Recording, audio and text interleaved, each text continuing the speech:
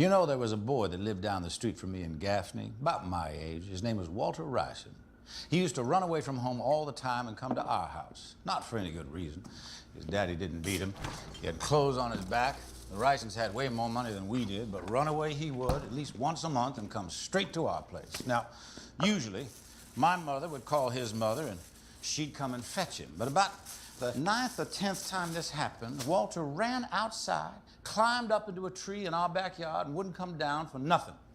Now, my mama said to his mama, well, why don't you let us keep him for a while until he feels like coming home?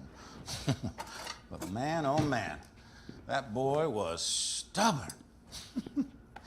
Night came and he was still up there. No food, no water, no toilet. And just before I went to bed, I looked out my window and I heard him crying. And I said, Walter, why don't you come on down? And he just shook his head no. Well, the next morning I woke up, I looked out the window, and Walter was still up in that tree.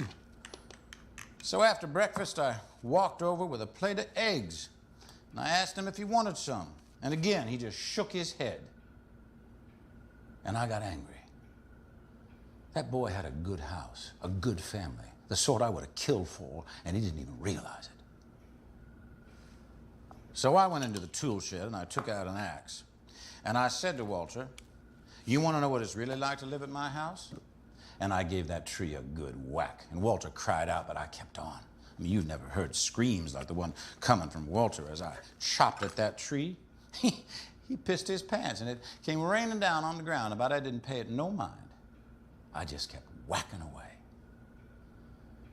Well, it didn't take long before Walter was on the ground and running back to his house. You see, all he needed was a little motivation. So I'll give Claire some time. But for her sake, I hope she comes out of her tree before I have to bring out my axe.